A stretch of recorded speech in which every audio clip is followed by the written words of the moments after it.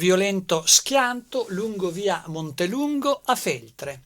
È gravissimo un motociclista diciottenne. Lo scontro frontale con un'auto si è verificato nel pomeriggio di ieri. L'impatto frontale ha provocato gravi conseguenze.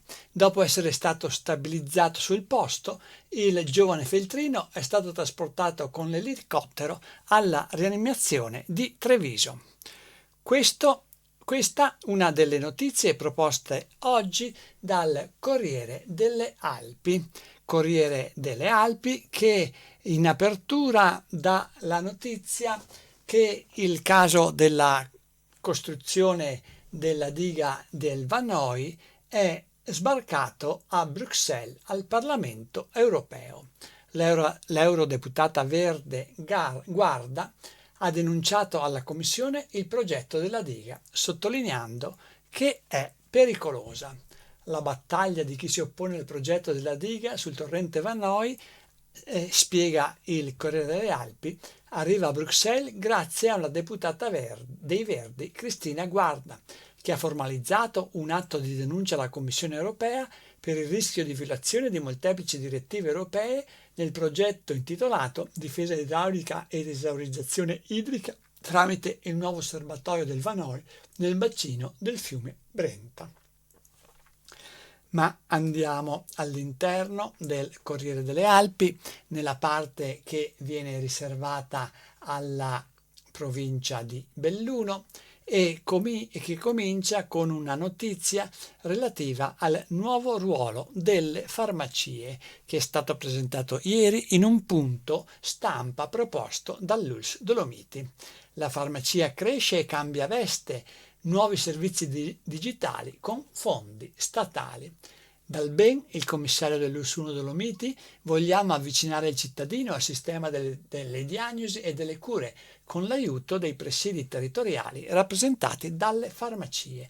Quindi un ruolo che sta cambiando per le farmacie nell'intenzione di avvicinare sempre di più le cure, i servizi ai cittadini senza farli muovere e costringerli magari ad andare in ospedale. In ogni caso, viene sottolineato dall'ordine dei farmacisti, la farmacia resta la casa del farmaco, ma l'offerta di medicine viene integrata e la spinta offerta dai fondi del PNRR è stata fondamentale. E poi un'altra notizia di rilievo che riguarda Belluno e il suo ambiente. Nevegal, seggiovia aperta, in futuro un bike park, eventi e offerta rinnovata. Ieri è stato svelato il progetto di sviluppo che riguarda il Colle Bellunese. Puntiamo a fare 12 piste per la mountain bike, valorizzeremo i sentieri e creeremo pacchetti con tour operator nostri partner. Così hanno spiegato i responsabili del consorzio che si è preso in carico la gestione degli impianti sul Nevegal. In autunno uscirà il portale turistico con informazioni su alloggio, attività e iniziative.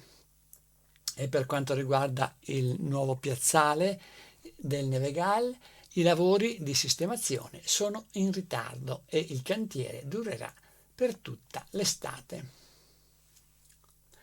Ma continuiamo a scorrere le pagine del Corriere delle Alpi. Primi colpi di benna alle scuole verdi di Belluno, in particolare di Cavarzano. Lunedì apre il cantiere. La scuola Romolo Dal Mas sarà abbattuta e poi ricostruita. Trovate le risorse aggiuntive. L'impresa è pronta a iniziare. Il nuovo polo avrà cucine interne, aule moderne e spazi aggregativi. Opera da 6,2 milioni finanziata dal PNRR. Va completata entro l'autunno 2026. E è nata anche la nuova comunità energetica rinnovabile Dolomiti ETS, grazie a un patto tra il consorzio BIM, la Camera di Commercio i comuni e vari comuni che hanno aderito a questa iniziativa.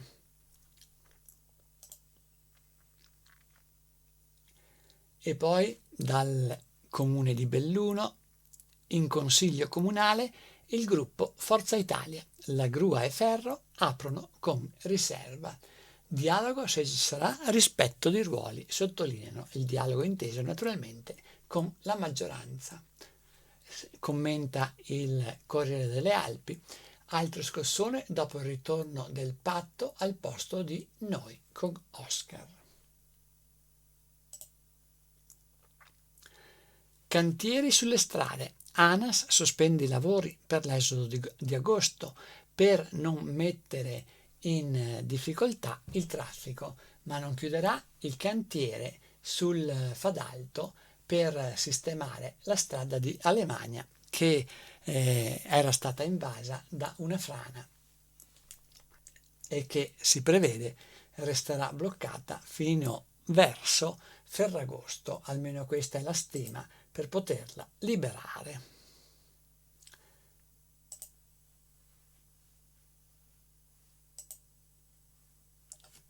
Ed eccoci in Valbelluna. Doppio colpo a Mel e Fonzaso, presi di mira i market canguro. Ladri in azione, scrive il Corriere delle Alpi. La stessa banda ha agito prima in Sinistra Piave e poi si è spostata nel Feltrino, a Mel e Fonzaso appunto, aperte le casse dei due punti vendita canguro approfittando della pausa pranzo. Molto probabilmente, scrive il Corriere delle Alpi, i complici si sono nascosti all'interno aspettando la chiusura per poi poter operare indisturbati. E poi da Belluno è stata presentata, è stata anzi meglio ieri sottoscritta la convenzione che porterà alla riapertura del centro per la cura della fauna selvatica, che dovrebbe essere operativo dal prossimo autunno a Villa Zuppani in comune di Sedico, in località Pasa. Villa Zuppani che ospita anche il cantiere della Provvidenza, che tra l'altro si dedica alla bachicoltura e che beneficerà anche della sistemazione di una parte della villa grazie a uno stanziamento statale. E ieri appunto nella sede della provincia di Belluno la presentazione di questo progetto e la firma della convenzione che consentirà la riapertura di questo centro per la cura della fauna selvatica. E da Limana, prestiti da record in biblioteca, quasi 5.000 nei primi 6 mesi di questo 2024. E poi andiamo in Alpago per un altro incidente. Brucia la legna, si ustiona braccia e gambe. Un ritorno di fiamma ha investito un'anziana di 76 anni. È in gravi condizioni e per questo è stata trasferita in elicottero al centro ustionati di Padova. Un incidente avvenuto nel comune di Chies dal Pago. Note e sport nel weekend. Ponte nelle Alpi ricorda Giovanni Viel. E sempre da Ponte nelle Alpi, l'ex sindaco Vendramini fa il bilancio dei suoi 10 anni di amministrazione. Lasciamo progetti, sottolinea, per 5 milioni di euro.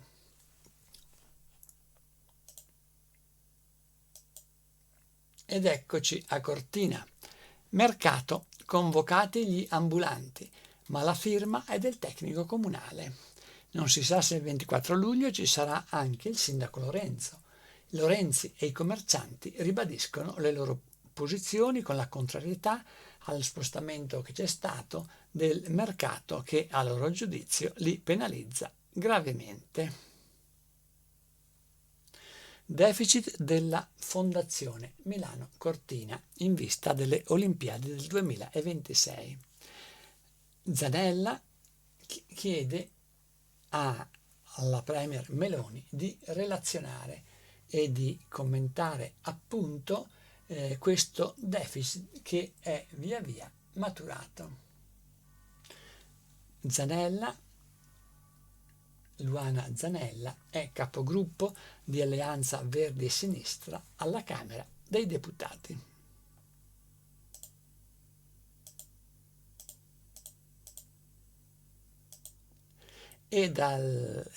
Chiudiamo con il Corriere delle Alpi con una notizia di sport, segnalando che Mirko Tabacchi è diventato campione d'Italia di mountain bike per la specialità delle biciclette elettriche.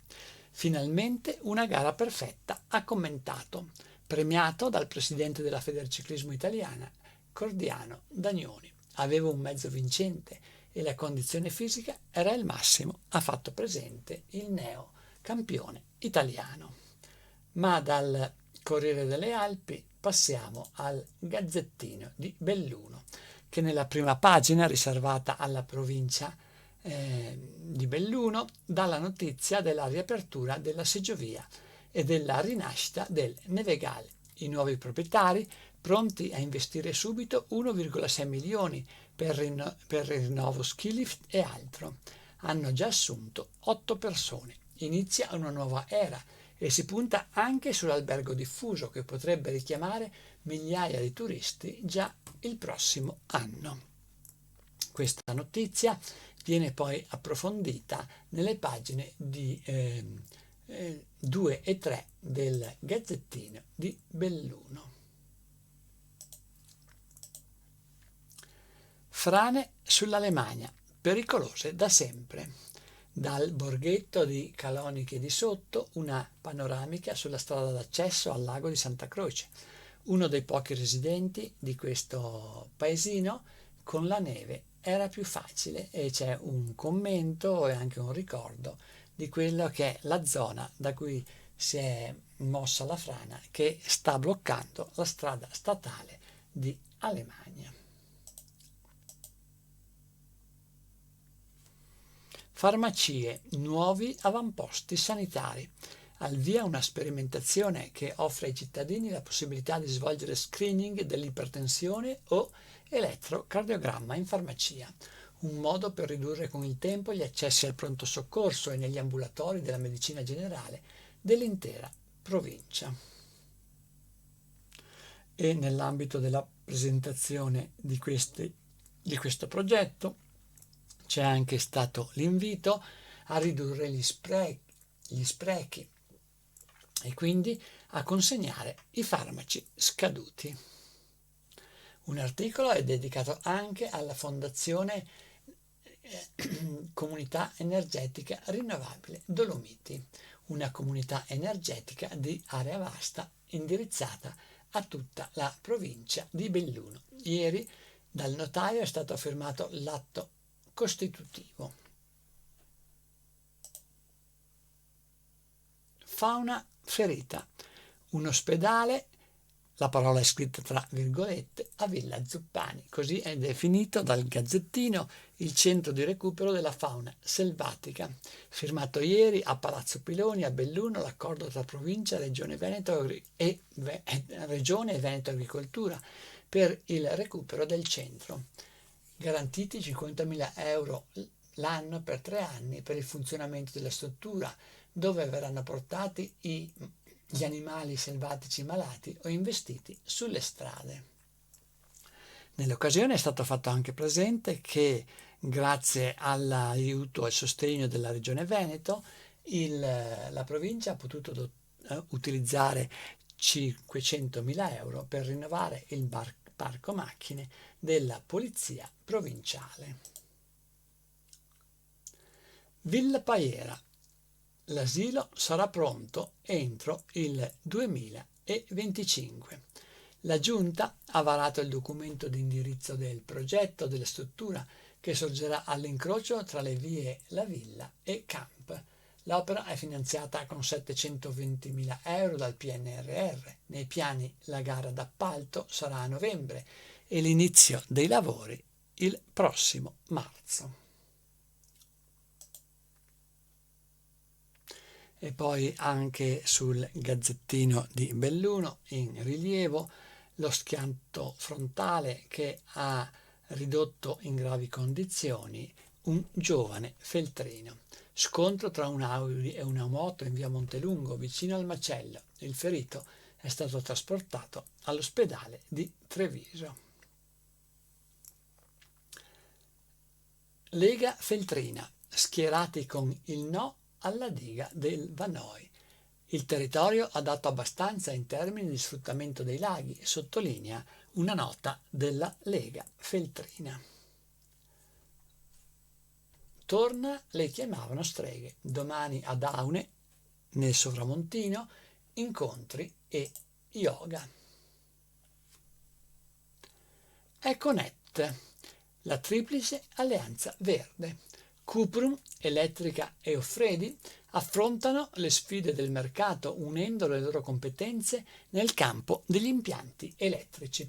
Previsto un fatturato aggregato nel 2025 di circa una decina di milioni di euro. Ogni azienda manterrà comunque la propria autonomia.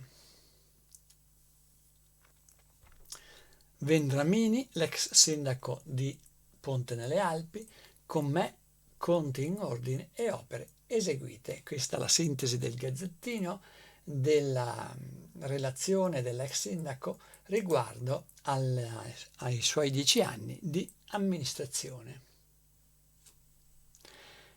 Cortina, cerchi olimpici, ultime ore coperti. Il simbolo dei giochi, i cerchi olimpici, già installato nella terrazza tra via Battisti e piazza Roma, verrà svelato lunedì nel corso di una cerimonia. Accanto sono stati posizionati anche gli agitos, le onde stilizzate che rappresentano le Paralimpiadi in programma lo stesso anno 2026, ma in marzo. Un modo interessante e utile per ricordare a tutti che Cortina ospiterà le Olimpiadi. Unione Montana. Dopo De Bernardin, la seconda donna è Rosita De Bettin. Stiamo parlando dell'Unione Montana del Comelico. E per quanto riguarda lo sport, Cortina sul ghiaccio in agosto, ultimi giorni di chiusura. Poi verrà attivato l'impianto di refrigerazione e lo stadio sarà a disposizione dell'Afro, la squadra di hockey su ghiaccio di Cortina. In programma vari eventi per il centenario del sodalizio, amichevoli estive, anche una mostra all'interno della cooperativa. Si chiude qui questa edizione della rassegna stampa. A tutti voi il più cordiale a risentirci.